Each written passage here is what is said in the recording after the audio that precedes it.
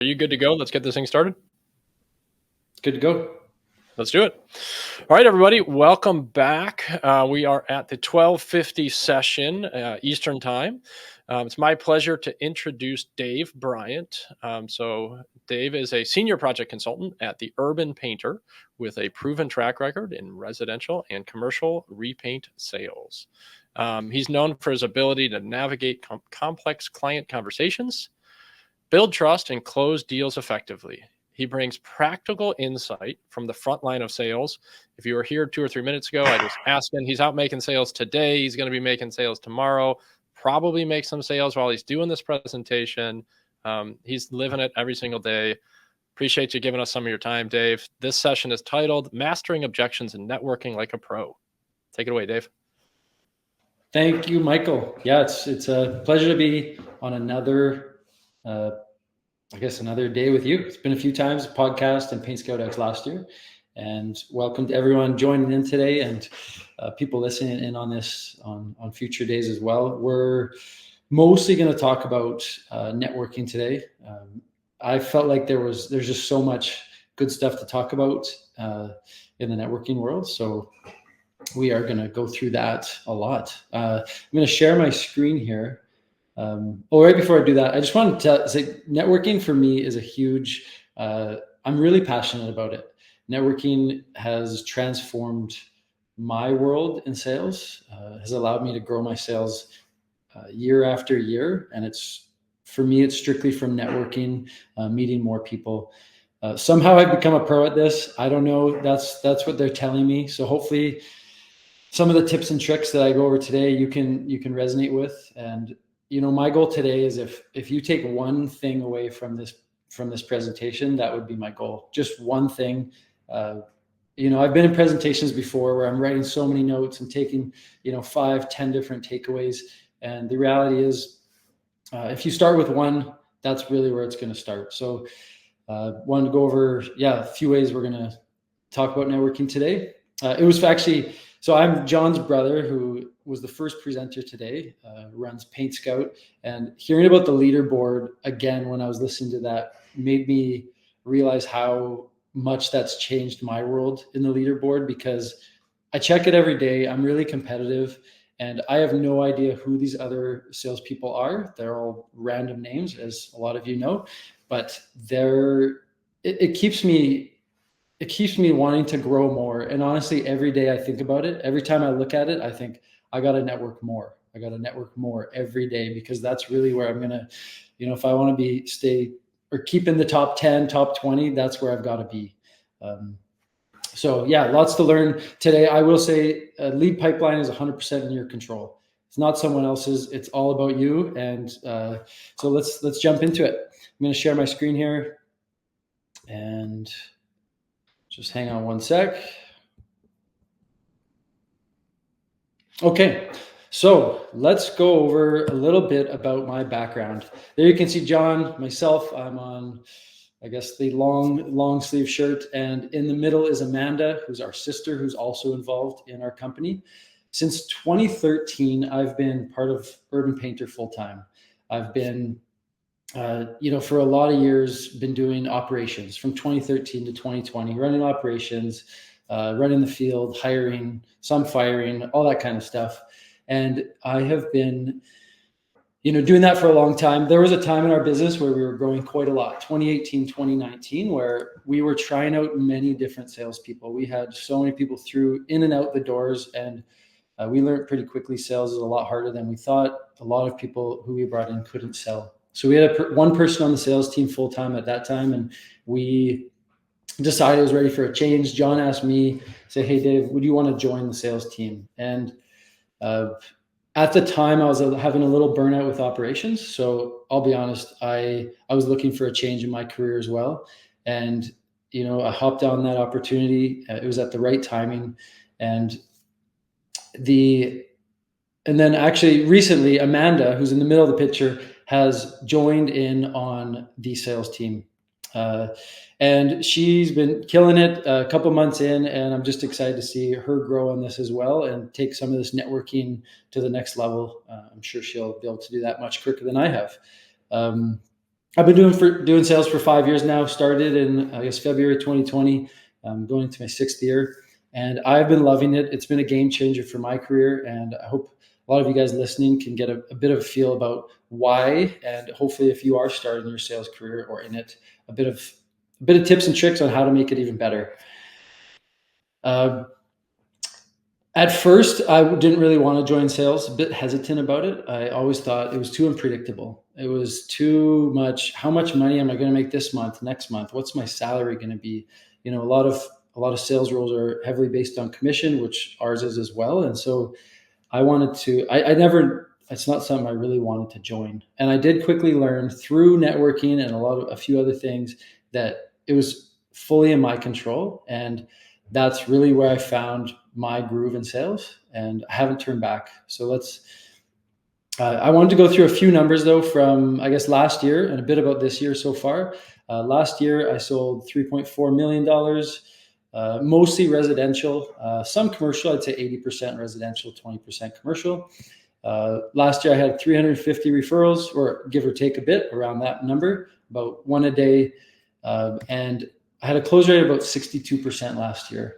One thing I want to say about the close rate is that from my referral network, the close rate's probably 70 to 75%. So it's quite high. If I'm going to go off of the regular leads from the company, my close rate's probably 40 to 50%. So a lot of reason why to network more. This year I have a goal of over 4 million. I'm on track for that and excited to see if I can make it happen. 3 topics for today I wanted to go over. One of them is, the first thing is why networking can feel so hard. You know, I've been there. It still is at times hard, but I want to kind of go over that a little bit. I want to secondly go over how to build your network. And say it could be from scratch, you're just starting, or you've been doing this for 10 years, some tips and tricks on how to keep going at that. The third topic I want to go over is how to keep track of and maintain your network. So those are the first 3. Let's dive into the first one, which is the difficult side of networking. I gotta be honest, I've been there. I didn't really know what networking was 5 years ago. I didn't really understand it, and so I can totally relate with people who do feel this, and it is hard at times, and it can be quite frustrating with little to show for results. I'd say from my experience, it can take 60 to 90 days on average to see any fruit from your work. So any leads from all the networking you're doing. So that's 2 to 3 months. So it takes some time. But there's times when it can take a year to get a lead from networking. There was one group I joined, which was a commercial realty group. It's a pretty big group, and I started joining golf tournaments and going to lunch and learns and joining different meetings I could, Christmas luncheons, trying to meet people. And to be honest, it took a full year to get a lead from that group. I think just gaining trust, and it's quite large. There's a few hundred people, so it took me a while to meet the right people. Eventually got a lead. For me, it was lucky. The lead was quite large. It was a $150,000 exterior commercial project that I did close. And so from that, I've been able to gain more. That one company I closed a job for, I was able to get more contacts from, and have been doing lots of quotes for them since. So it can take a long time. There was another time when I joined a golf tournament, golf networking day. And if you've been a part of a golf networking day, you'll know that it's a long day. It can be 9-10 hours. There's lunch, 6-hour golf round, plus a dinner. And I was so excited for this golf round. And I showed up, and you don't know who you're going to be teamed up with until you get to the round. I was teamed up with another painting company, the only other painting company of the 50 groups golfing. So not a great company to network with. So that ended up being a day that wasn't very useful for me. But there are times, obviously, there's other golf tournaments I've been to that has been very fruitful. So it's the other thing I want to mention. The last point on the slide is you often, the first referral you're going to get is usually going to be small. It's going to be, it could be a referral for a house, but hey, I just need a couple bedrooms painted first, or I'm going to refer you to a small condo project. So people are testing you out to see if you're worthy of a referral for a bigger job. So you got to, I would say, treat every size of referral the same. Treat it with the same service, small or big, because they start small, but they can they will get bigger. Next slide here is I want to talk about the title is My Network's Empty, What Now? I think this applies to people who are just starting, but who have also been doing this for 10 years. These are some things that I still do in my weekly networking times, and it still works. It always will work. And so these are definitely some things that I would, if you're in this, some takeaways potentially for you to do. First thing is personal network. I'd say go over your personal network, write down all the friends, family, any groups you're a part of, sports teams. Think about anyone that you know who is maybe connected to the construction industry in some way. Maybe they're a realtor, maybe they're a designer, a property manager, or just start connecting with people. Set up some coffees and just kind of pick their brains on if they have any need for a painting company in their world.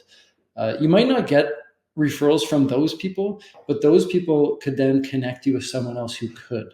So it's kind of step one is talk to them, and then they can refer you to someone else who might be looking for a painter. For me, a story of my personal network is I went to high school with two different people who are now realtors. One's a commercial realtor, one's a residential realtor, and honestly connected with them through LinkedIn since I hadn't heard of them or heard from them for a long time. Reached out to them and just grabbed a quick lunch. I set up a coffee with one of them, and since then have worked on dozens of jobs with them and become friends with them again. And so that's real example of your personal network. Second thing I want to go over is past customers. If you've been doing this for a month, 10 years, it doesn't matter. I mean, if this is your first day, you might not have past customers, but the key is call your past customers, specifically the ones that you know were happy and know had a great experience. Call them up and see how their paint job's holding up. Usually I'll call the customer, I'll say, hey, Bill, wanted to see how your paint job's holding up. We have a warranty. If there's anything that's happening, let us know. We're here to help you and to make it right in any way. If there's no problems, usually I will ask if they have another project coming up or if they have a neighbor or friend that could use a painter. So if they're fans of your company, they're likely to try to think of someone to help you out. 3 months ago, I called a customer. His name's John, not my brother, another one, but I asked him the exact question: how are things holding up? The paint job was holding up great. But then he mentioned he bought a new house and was moving in there in a few months. So I wrote that on my list, connect with John in a few months. And I reached out to him last month. I saw his new house. It turned into quite a good sized job. It's a $38,000 interior exterior paint job. He bought a large home and he hired us within 24 hours. That was from me just calling and checking in. The next thing you can do is check up events and groups in your city. There's tons of trade shows you can get involved in. It's an easy way to meet a lot of people that way. There's groups. One group I joined was a commercial realty group for basically buildings downtown. So if you're in that world, just search one up. There's probably one in your city and join in, go to some lunches. You'll never know who you'll meet at those things, and it could connect you in the right way. There's also another one called BNI. Someone on our sales team actually last year was having trouble finding their footing in networking. How do you get referred? And joined a BNI group. And I know BNI is all over Canada and the US.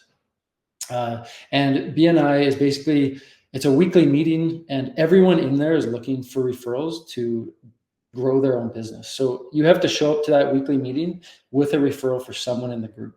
So that's a really easy way to start. The person on our sales team, her referrals has gone from 1 or 2 per week to now 4 or 5 a week. And I think BNI is a big part of that. Another trick that I use all the time is I'm driving between quotes. Say one day you have 4 or 5 quotes, you're super busy, you think I have no time for networking. But if you look at the benches and signs and billboards around the city, who's on them? Mostly realtors. So if they've got their number on a bench, it's always their cell phone because they want you to connect with them. So give them a call. Make a mental note of these signs you drive by, these benches and billboards, because you can give them a call. Sometimes I'll call up a realtor and I'll just say, hey, you're selling the house next to a house we just painted. Are you looking for a painter? Because if they are looking for a painter, then I'd say, could I come by your office one day, bring a coffee and just kind of get to know each other, see if we'd be a good fit? And that's stirred up a lot of business for me. I used that trick even just a few days ago and connected with some realtors that I've actually connected with in the past and haven't for a while. So it was a good reminder for me just to keep doing that. The last thing on this list to fill your network is cold calling. Make a list online. Cold calling is not I don't do it so often, but when I was starting, I did it a lot. It's not the most comfortable thing for most people, but make a list of search designers in your city, search home stagers, property managers, realtors, general contractors. Make a list of each one and start making some calls just to see if they're looking for a painter. It can be as simple as, hey, this is Dave with Urban Painter. I recently saw your sign around the city and wanted to see if you were looking for a painter. That's all you have to say.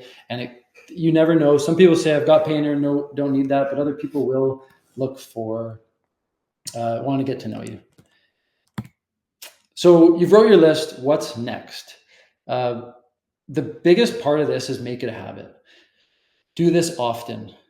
It's one of those things, if you stop doing it, it's hard to get back on it. So if you make it a habit and it's part of your weekly routine, you're going to start getting tons of referrals this way because you're going to stay on networking. Personally, every Thursday I have fully blocked off for networking. I don't do any quotes. This is the day where I set up meetings, I set up coffees, I set up lunches, I call old customers. That's how I network. If I don't set time for it, I only recently started doing this maybe a year and a half ago. Before that, I'd always make excuses. I wouldn't have time for networking. So make this a big priority. The next thing I want to go over, and this has also really helped me, is how to keep track of your networks. I call it a networking tree.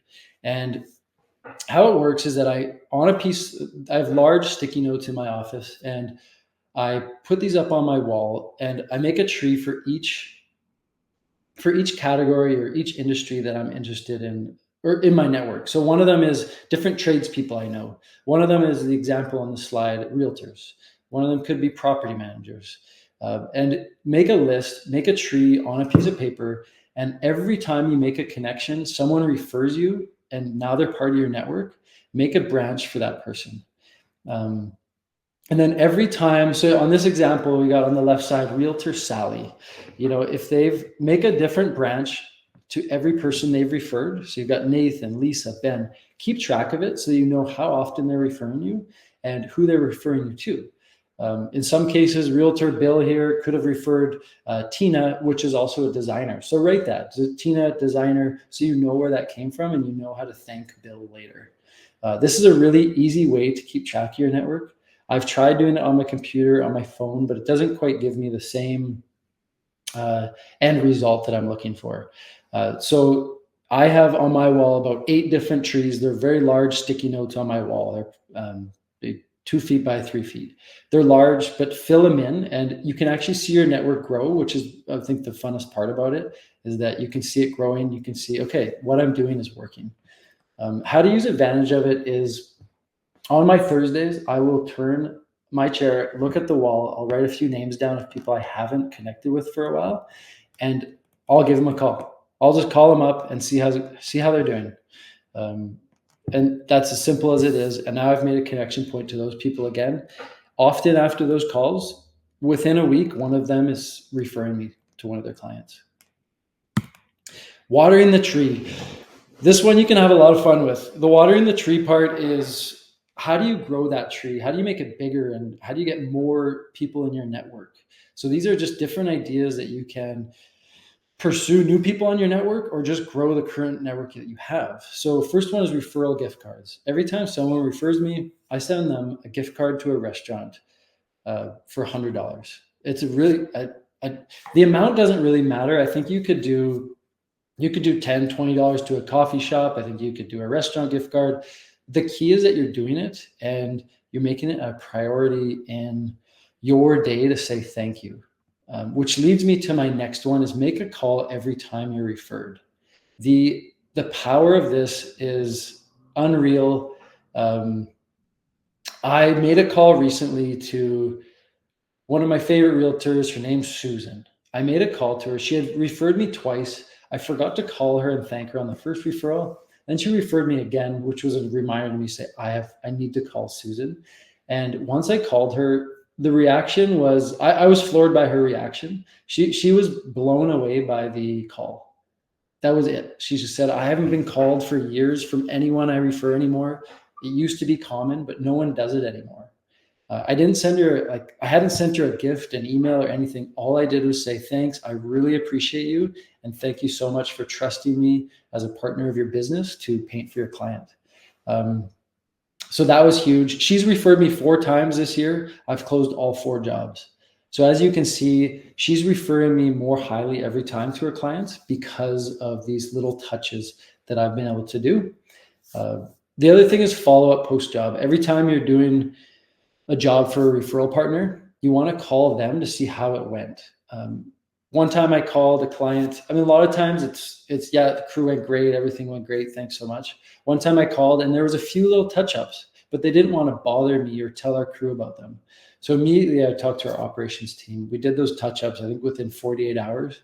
And that realtor was blown away by the service and that we cared to make it right. So it's the small little touches that is going to make your network want to refer you more often because you care and they're going to trust you for that. Other things you can do, you can text someone on your network, call, email check-ins. All are good. I would say calling is probably the best thing you can do. But if you know that person really well, you become friends with them and you know they're busy, sometimes a quick text or email, just say, hey, saw something about you the other day, saw a bus bench, was reminded of you in this way, can be good touch points. Set up coffees, lunches, golfing. I have there. If you're a golfing fan here, I mean, golfing is a great way to spend a lot of time with someone. You get about 4 or 5 hours, and you can really develop a relationship that way. More than just a business relationship, you can get to know them as a person and make friends with them. People refer their friends, so if you're friends with your network, you're going to get referred way more. The last thing on here is refer out as well. What I mean by that is it's pretty obvious, but whenever you have the opportunity to refer a realtor to a friend selling a house, or to say a drywaller or a flooring company that refers you all the time, refer them back. We're in the construction industry. People are always getting flooring done. Refer a flooring company. So yeah, there's a couple ideas there, and I left the best for last, which is my best kept secret. You're gonna laugh, but donuts are my best kept secret. Now everyone knows, but there's a local, for me, it's all about buying and getting the most fancy gourmet donuts you can that stand out and people are wowed by. I don't go to, the chain restaurant for these donuts. I'm going to a specialty shop. They cost a little more, but it is so worth it. I'm going to tell you why. For 24 donuts these days, I'm sure it costs about $100, or 12, depending on the size of the office I'm bringing them in. I do this all the time. I've delivered thousands of donuts. I brought donuts to a company once who we work for quite a lot. And the beauty of bringing donuts is that people feel the need to introduce you to everyone else in the office without asking. I set up a meeting with one person I know, say I'm bringing some sweets by, and they, without a doubt, every time I've done this, will introduce me to everyone else. One time I met it was a property management company. I met a dozen new property managers, got their cards, was able to connect with them. I sent a follow-up email to all of them. One of them I talked to was a brand new property manager I've never met before. And long story short, by me bringing donuts and meeting her that day, I closed the biggest job I'd ever closed. It was a $350,000 exterior paint job. And that was from a donut drop. So that paid for all my donut drops ever. So that is my best kept secret. Don't tell anyone, just keep it to yourself. The last thing I wanted to go over is to sum it up. Obviously we focused a little bit on the difficult side. It gets easier and easier the more you do it. If you're doing these things weekly, it becomes way more fun. It's part of who you are and part of your sales process. You're not thinking about, oh yeah, I have to do networking this week. You're already doing it. You're doing it sometimes every day. I do it sometimes once a week. Even if it's for 5 minutes a week, I think you're still winning. You're still doing it. The other thing I'll point out is way higher close rates. I touched on this at the start of the presentation. My close rates with referrals are close to 70 to 75% close rate. I would way rather spend my time doing quotes at that close rate than 40 to 50%. I don't know about you, but that's where I want to spend my time. There's no ceiling to sales with networking. The uh, you in 5 years I've been doing this, I've grown my sales every year, and it's largely because of networking. My network's grown quite a lot. To get a referral every day, you have to know a lot of people, and you have to do it consistently.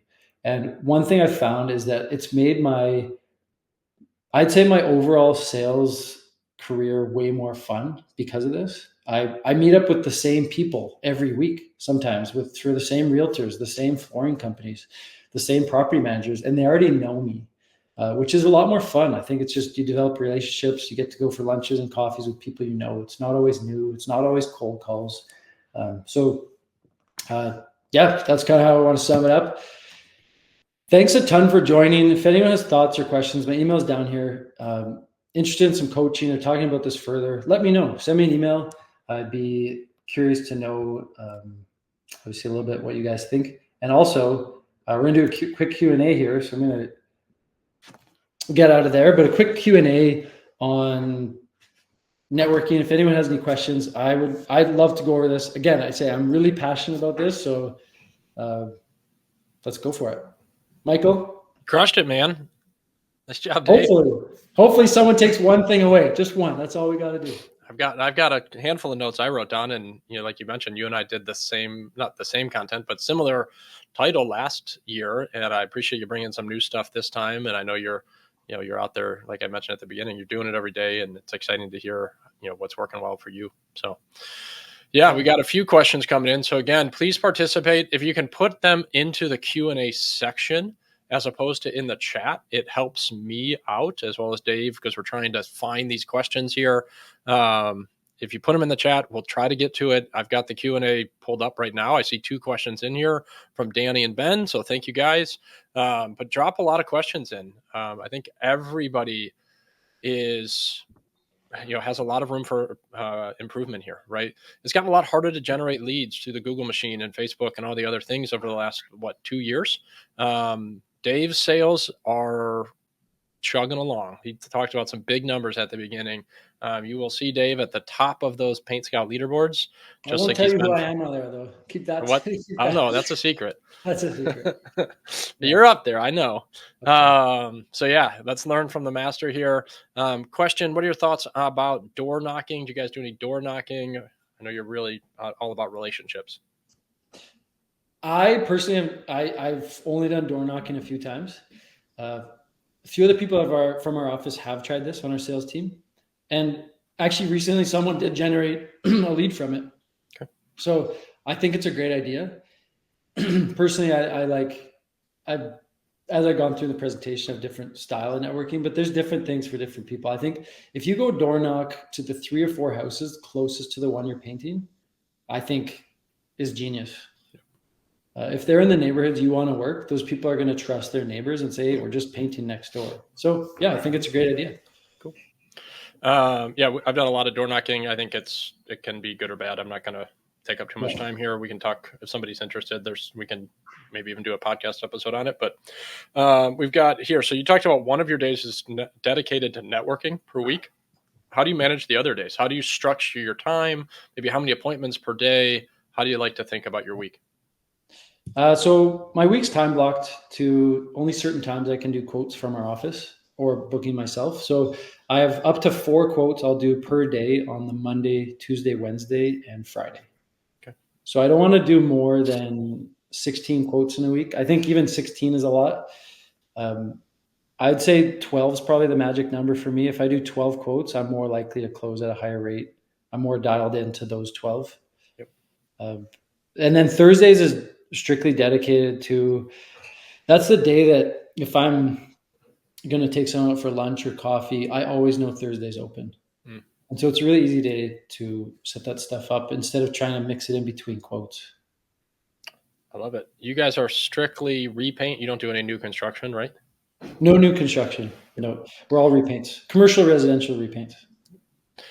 Do you participate in any networking organizations or recommend any, such as BNI, Chamber of Commerce, anything like that? I personally, I'm part of one called BOMA. I looked it up. It's not in very many cities, but I imagine there's some sort of it in other cities. It's commercial. It's all to do with commercial buildings. So, it's one that's a good one to join. But there's going to be different names for it in every city. There's one, yeah. BNI is a great one too. I've never been part of BNI. I've never wanted to be a part of a weekly meeting. I just found it too much. But someone on our team, as I mentioned, is on BNI, and it's really worked. Okay. It's taken some time, but I think it's really working for her now. And without doing it, I would recommend it because I've seen the power of it. Yep. Yeah. Yeah. BNI, we use BNI as a great opportunity for our team, especially in the residential space. BOMA, Building Owners and Managers Association, I believe. It's a little hard to get into. I think you have to get referred into the group. But I know you've talked about that before. It's a powerful tool. We have an anonymous question. What's your personal weekly donut intake? We've heard that it could be in the dozens. I always get a baker's dozen when I get donuts. So if I'm in donut season, I'm having the extra. Okay. Like, I'm going to the donut shop. It's hard not to eat one. So my donut take per day, I don't know, give or take one. Okay. Plus or minus. All right. We'll have to take some bets on Dave's over under there. Yeah. There's certain days it's more, if I'm feeling like a good day, made some sales, I'll give myself a second or third. There you go. You got to celebrate, like John talked about, right? I'll celebrate. All right. So Jada's asking about cold calling. I'd love for you to talk a little bit more about this. Do you describe what you do as cold calling? This person's asking, do you just scrape Google for contacts? What do you say? So yeah, talk a little bit about how you think about cold calling versus maybe not. Yeah, I've struggled with cold calling at times for sure because I don't love the fact of just calling someone random. I have tried it a lot. I would say it's not always. My trick is finding some connection to that company. So LinkedIn is a great tool for this. I always want to go with somewhat of a warm call, even though it's a cold call. Say, hey, I recently saw that you work with, I don't know, Steve. He's on your team. I've known Steve. I went to high school with him. Or just find some connection that isn't cold, if that makes sense. You could say, like, you could be really broad and say, hey, you're a business in Calgary. I'm a local painting company in Calgary. That could be your like lead in to say, make it a little warm to say, I've seen you around the city. I've seen your signs around the city. So you just connect it to have some connection, I think makes a big difference instead of just calling and saying, hey, I'm Dave with Urban Painter. Can I talk to the decision maker around here? I think if I can, like, I think what I hear you saying earlier is you're with the tree, right? And we've talked about this before, is you're trying to get referrals to other referral relationships from the current relationships, right? So you mentioned before, like, you'll go into the real estate office with the donuts and they'll introduce you to the other realtors so that you don't feel like you have to do that like cold call, but you're getting an introduction from somebody else. Yeah. So you want to be careful with asking for intros all the time. You don't want to come off as desperate and you're only asking them for stuff. Good. So at some point you do have to give. You have to give a referral. You have to take them for lunch. You have to do something more than just ask. As soon as you become, as I mentioned, develop a relationship where you can ask and be a bit more direct with that, I think is key. Yeah, I think too, like, I think we've talked about this on the podcast perhaps, or maybe we just talk about it here, but it's like, we can all get started here, right? Like, who's the realtor that sold you your house? Or maybe you're working for a residential customer who just moved in. Ask them, who was their realtor? Would they be willing to provide you an intro? It's like, you just need that first one, because then once you start to build those relationships and take care of people, they're going to want to go out of their way to help you out in that way. Would you agree with that? Yeah. One other story I'd share, I did it in my presentation, but it's a good one because we go to quotes all the time where there's other trades there. So if it's a trades day, there's going to be an electrician, a plumber, a flooring guy, a texture sealing guy, drywall. they're all going to be in the same house at the same time. I spend sometimes on those trade days more time talking to the other trades than the actual customer. Obviously I will talk to that customer probably after a trade day because too many people are around. But I get cards of all the trades that are in the house. I get a card from the realtor because there's usually a realtor that has to be there. So if I get all those contacts, now they're not a cold call. Mm-hmm. It's a warm call. I met them for a minute at the house. The story I want to share is I met a guy who I'm still good friends with. We go out, we go golf, we go for lunches. I met him a few years ago because it was a smaller condo. We both won the job. I got his card at the job, and I think he's referred me 15 times in 2 years. One of them was for a $150,000 job that I closed because of the person deciding knew him. Yep. So I didn't even know him that well at the time, but he highly recommended me. So I think if anyone's listening to this and is trying to advance that next level of bigger jobs, it's all about connections. It's all about your network and trust. The more trust you build, the more they're likely to recommend you to a bigger job. I also think it's like, who could you recommend, right? You mentioned before, like, it's not just about ask, but give. It's like, who would be a strategic relationship for you to recommend to help your clients out better. Maybe it is a realtor, maybe it's a handyman, maybe it's a flooring company, maybe it's a landscaper. Like, what type of needs do your target clients have? Maybe they're asking, hey, do you know anybody that does this? Maybe you're getting calls for small painting projects that you don't have the capacity to handle, but you could have a handyman business that would love that. And then they could refer you maybe the bigger stuff that they can't handle, and you can build these win-win relationships. For sure. Yeah. All right. Another question. We got a few more. I'll try to sneak them in here in the time. Do you suggest bringing literature from your company, or is this more just like a personal, like, meet and greet? When you're meeting maybe a realtor for the first time, or you bring in like a little, brochure or something? Most often I bring donuts myself and some business cards. Okay. I think my approach has always been people hire based on relationship and knowing who you are face to face. I don't think it's bad to bring a bit of literature. If you were to say, if you brought some donuts and you don't get to meet too many people, but put something beside the donut box so that they know who brought it. Nice. But I usually just bring business cards and I make sure to meet everyone and then give them that. Perfect. Matt asks, do you find it hard to keep the schedule, right? So we're talking about like the actual painting work being done, mentions that realtors, property managers often work on shorter timelines. Somebody's moving into their house in a few weeks. They need this project done. Yeah. Maybe the scheduling coordinator is booked out for, 4 weeks, 6 weeks, 8 weeks, whatever that looks like. Do you find challenges with that? I mean, that's an awesome question because we as a company struggled with this quite a bit, and we had to say no too many times. And the reality of that, once you say no too many times, you're not their main referral partner. You want to be able to say yes every time. So we've built just a different scheduling where we keep placeholders in the schedule. We can't fill up until a week or two before. So there's always space available for last minute jobs. So we might be 80%, we might be 100% booked, but we're actually only 80% booked. We leave 20% open because these last minute things come up all the time. Last week, someone called me on a Wednesday, like, can you start tomorrow? So that was a bit aggressive. We couldn't start tomorrow, but we started today. Right.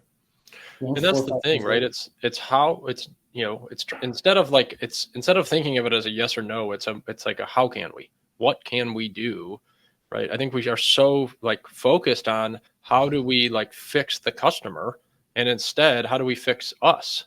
To your point, like, how do we hold some slots in our schedule so that we can say yes to that person who needs it done in 2 weeks? You want to be their best friend and say yes every time. There are times I have to say no, but they get it and they know you're genuine. You can't actually make it work, but apologize for those people whose questions I might not get to. Let's try to give me some quick answers, Dave. Any advice on organizing your contacts in your phone to make this more successful? Yep. I recently started organizing them better. So make it quick. I referenced Susan, the realtor, before. So I'll write Susan, realtor. And then in brackets, I will say she was actually referred by a designer to me. So in that brackets, I'll say referred by who the designer was. Okay.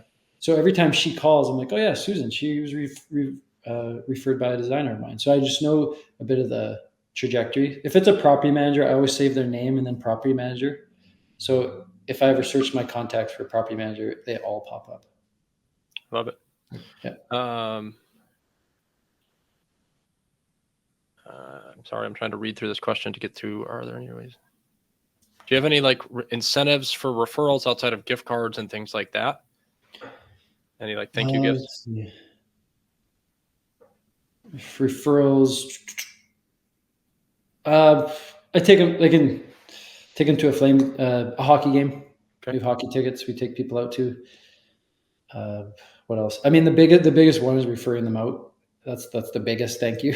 Okay. But no, it's usually donuts, gift cards, and some sort of an event. Okay. I love it. And then again, we'll try to get one more. What's on your business card? Can you share what you list on your business card? Oh yeah, it just says senior project consultant. My cell phone and my email. Perfect. Dave, thanks again for your time. Really appreciate it. Yeah, I've had a blast getting ready for this, and thanks again, Michael. We'll let you get back out there and sell. Thanks for the fireworks, everyone. Thanks, guys. All right, bye.